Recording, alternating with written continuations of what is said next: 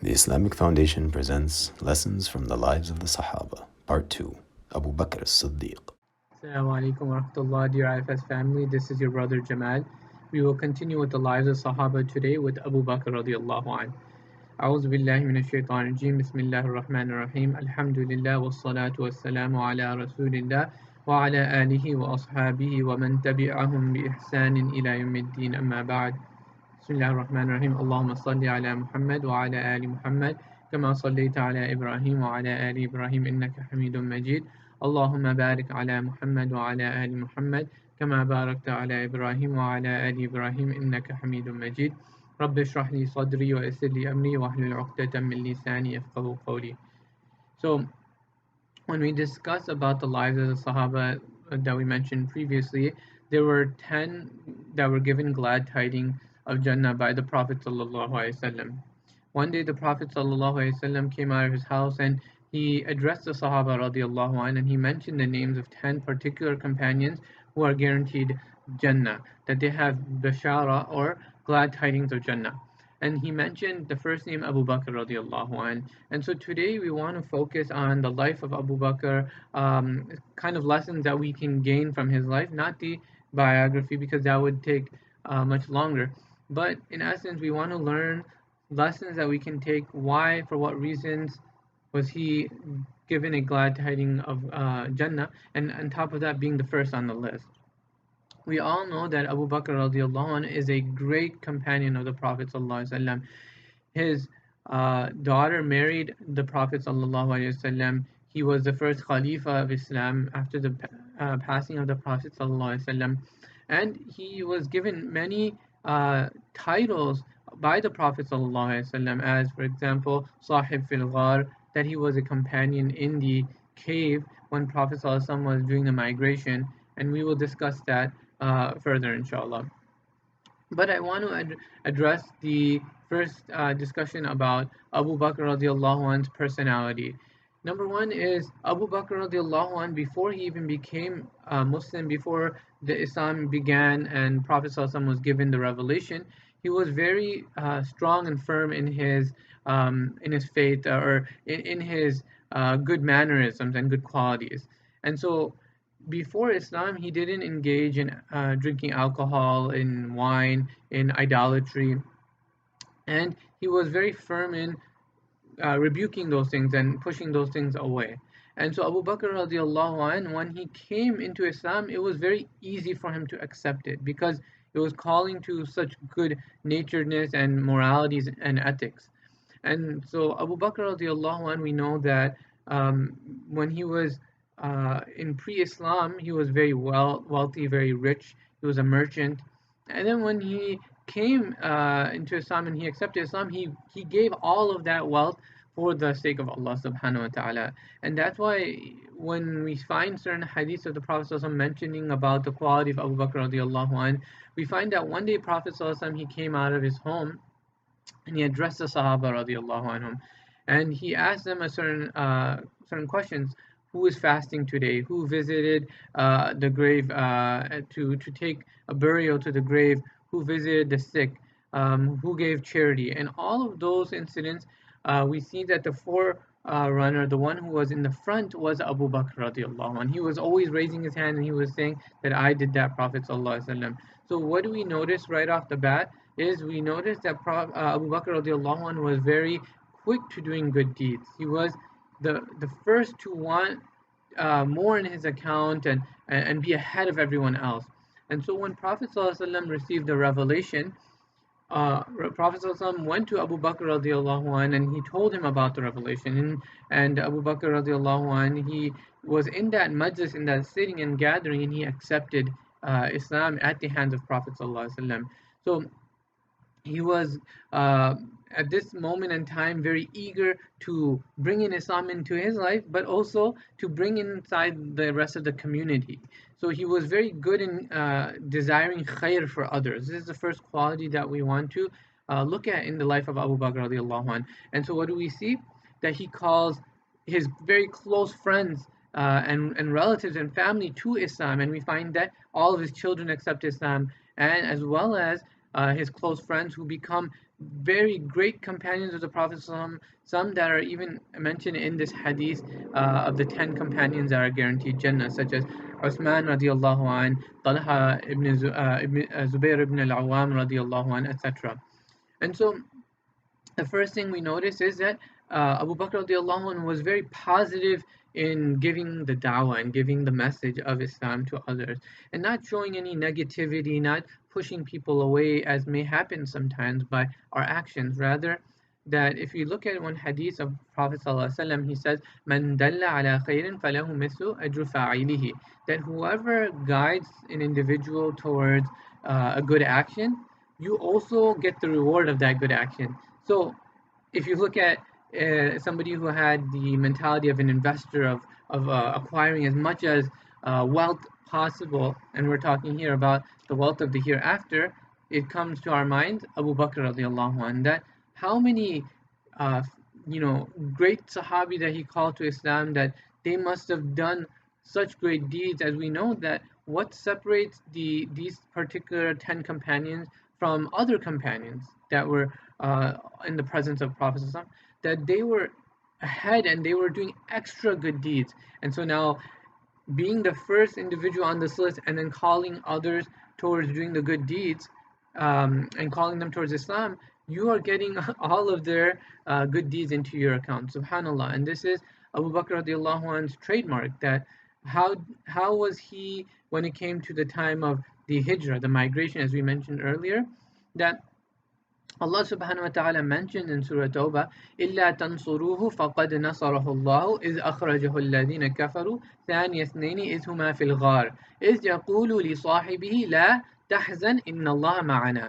That, remember that incident when that there was no, that some people who would refuse to aid the Prophet ﷺ, Allah aided him with help, right? When the people kicked him out. And remember the incident when the Prophet ﷺ was in the cave with his companion, Sahib fil Ghar. What did he say to him? La tahzan inna Allah ma'ana. That do not grieve, do not worry, because indeed Allah subhanahu wa ta'ala is with us. And who is that companion? It's Abu Bakr radiallahu anh. It's mentioned that Abu Bakr radiallahu anh would, on the hijrah, on the migration, when the uh, the bounty was on the head of the Prophet ﷺ, when they had kicked the Prophet ﷺ out of Mecca, and he's running, he's heading towards Medina, that Abu Bakr radiallahu anh would go from all different sides of the Prophet ﷺ, from the front, from the back, from the right side, from the left side, to protect the Prophet ﷺ from any harm or any danger. And he was very enthusiastic about this, because he knew that if he's giving himself in all of these hardships and difficulties and these trials more and more, he's going to be raising his rank more and more. And that's what he was desirous of. He wasn't worried, he wasn't saddened, rather, instead, he was very happy and pleased with that. He was pleased with the reward that he would gain, inshallah, from Allah subhanahu wa ta'ala. And that reminds me of an occasion where Prophet ﷺ, he mentions the different gates of Jannah. There's 8 different gates, and he gives the names, that Babul Salah, Babul Jihad, Babul Zakah, Babul Rayyan for the ones who are fasting, Babul Hajj wal Umrah. There's 8 gates, and he mentioned even Babul Tawbah, Babul, and multiple other gates as well. And Abu Bakr radiallahu anh was sitting in that gathering, and he asked the Prophet ﷺ, will I enter through these gates? And or will these gates be opened for anybody? And Prophet ﷺ says, yes, these gates will be open for you. And subhanallah, these gates that are leading into paradise are open for Abu Bakr radiallahu anh. Why? Because he was ahead in doing all of these good deeds, as we mentioned. And so for us, in this time, we want to take great lesson from the life of Abu Bakr radiallahu anh, that when it came to giving and giving and giving, he was always ahead. For example, in one of the battles, Umar radiallahu anh, he said, in this battle, I'm going to donate more and give more than any other of the companions. And so Prophet ﷺ, he started to call up the companions and ask them, what did they bring? And Umar radiallahu anh was called up, and he said, oh, Prophet ﷺ, I brought up I brought half of my belonging, half of my things. And so then Abu Bakr radiallahu anh, came up, and then Prophet ﷺ asked him, what did you leave behind? And so Abu Bakr radiallahu anh said, I left Allah and His Messenger behind, that I brought everything that I owned, whatever that I have in my capacity to give, I'm giving all of it. And so this is Abu Bakr radiallahu anh, his status, his desire to always be ahead of everyone else. And so that being a great lesson for us in this day and age, today I want us to take that lesson home. Um, I've been doing some thinking about what can we do to gain Allah subhanahu wa ta'ala's protection, because I pray that Allah subhanahu wa ta'ala protects all of us, and that He keeps us all safe and our families healthy, and that in these times that Allah subhanahu wa ta'ala give us that comfort and our ease. But we have to do something to attain that. And what do we learn about Abu Bakr as-Siddiq? He was someone who was caring for others at all times. He was always somebody who was not worrying about his own self, but rather the community at large. For example, when he became Khalifa, all of the companions were in a type of hysteria, and they were worried that what just happened, the Prophet ﷺ could not have passed away. Some were even saying that Prophet ﷺ had met Allah, is gone to meet Allah subhanahu wa ta'ala, and he will come back. So Abu Bakr radiallahu anh, he came out, and he with a firm resolve and strength of mind and focus, that he told the Sahaba radiallahu anh, that whoever worshipped the Prophet sallallahu alaihi wasallam, know that Prophet sallallahu he passed away. But whoever worshipped Allah subhanahu wa ta'ala sincerely, know that Allah subhanahu wa ta'ala is ever living, hayyun la yamut, and He never dies. And so he also recited the ayah in Surah Al Imran about وَمَا مُحَمَّدٌ إِلَّا رَسُولٌ قَدْ خَلَتْ مِنْ قَبْلِهِ الرُّسُلُ, that there have been prophets that have come before, and Muhammad ﷺ is a prophet, and those prophets have left, and Prophet ﷺ will have to leave as well, right? And so this brought calm to the Sahaba. It brought them a clear mind, that they would say that we thought this is the first time that we're ever hearing this ayah. So Abu Bakr radiallahu anh was at the forefront of understanding all of these various things. That before even the Prophet ﷺ passed away, during the last 14 days of his illness, of his sickness, that Prophet ﷺ, he appointed Abu Bakr radiallahu anhu to lead the Sahaba radiallahu anhum in prayer. And so this was an indication, actually this is a proof, that the one to lead the ummah after the Prophet ﷺ passes away is Abu Bakr radiallahu anhu. So there are quite a few things to take away, but for us in this time where we are at home, we are with our families, what is it that we can do to act on these lessons in the life of Abu Bakr radiallahu anh in the short time that I've given this talk? We can, number one, we look at Abu Bakr radiallahu anh's life in the perspective of, we here in the West are the representatives of Prophet ﷺ and the Sahaba radiallahu anhum. We need to be the Abu Bakr radiallahu anh of this time, the Umar radiallahu anh, the Uthman radiallahu anh of this time. And what does that mean? We need to show others the goodness that we have in our deen, the beauty that we have in our deen, that we have to be firm in our belief, like Abu Bakr as-Siddiq radiallahu anh, that went on the Isra and Mi'raj, when the disbelievers, they heard that Prophet ﷺ went on this is saying that he went on this ascension to the heavens and this night journey to Bayt al-Maqdis. They said, oh, now this is our chance to get to the companions of the Prophet ﷺ, because it's such a strange thing that no one would believe.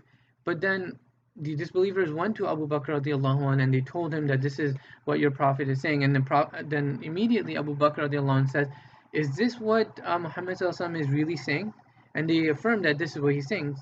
And then immediately at that moment, Abu Bakr radiallahu anh, he says that, I believe if the Prophet did say this, I believe in it, because there's something much more greater that I believe in from him, the Prophet, and that is the revelation, that he's receiving revelation from the heavens. And so, subhanAllah, he was firm in his faith, he was sincere, and he was strong, and he was unwavering. He didn't he didn't for any moment have any hesitation, subhanallah. And so that's why he's given a Siddiq, this title of Sidq, the one who's firm in his faith. And so that's one of the qualities that we need, as well as we need to be there for our community. Abu Bakr radiallahu anh wasn't a loner or an individual who was just worrying about his own self. He was always concerned for others, and that goes to the story where he calls the companions to Islam. And we want to be those who call our family towards doing good deeds, especially in the Ramadan is coming up, inshallah. May Allah give us the tawfiq to reach Ramadan safely and healthy with our families and our friends and all of the Muslim Ummah. But we want to make sure that we're prepared, inshallah, that our community is ready. And you're saying, how can we do that? We don't have access to the masjid. We don't have access to certain things in the community lectures and certain things like that. But the answer is simple. If we are sincere that we want to connect with Allah, inna Allah ma'ana, that we know Allah subhanahu wa ta'ala is for sure with us, and that we want to build that ta'alluq and that ma'iyyat with Allah subhanahu wa ta'ala, we can make our homes that place that can be the substitute for the moment of the masjid, of our place of worship. And we bring our family together in salat. We do more adhkar, excuse me. We build our communication with one another for the akhirah. See, this is a time of great reflection, right? For ourselves, for our families, that what is it that I'm doing to prepare for my hereafter? Many of our family members in our community are going through financial difficulties. Allah subhanahu wa ta'ala is testing with so many different tests. And may Allah subhanahu wa ta'ala allow us to pass all of those tests with complete 100% success. But it comes down to what's inside of us. Are we going to connect to the one who is the creator of all of these things? Who is the one, if we connect to him, then all of our success will happen in this life and the hereafter. That is the question that we need to ask ourselves, dear brothers and sisters. And we ask Allah subhanahu wa ta'ala that He allow us to reach Ramadan in a state of healthy iman, healthy spirituality, and that He allows us to make great intentions to purify our hearts and to get close to Him and raise our ranks in the hereafter with our families in these times of great difficulty. May Allah allow us to gather on a day when we are going to need His mercy and His rahmah under His shade, Ya Rabbil Alameen. May Allah grant us Jannat Firdaus. Allow us to act on the good that has been said. Protect us from any of the wrong that has been said. May Allah subhanahu wa ta'ala protect our families, our friends. Allow us to reach to the house of Allah subhanahu wa ta'ala again. Inshallah ta'ala. Wa akhiru da'wana an alhamdulillahi rabbil alameen. Jazakallahu khairan. Wa alaikum assalam wa rahmatullahi wa barakatuh.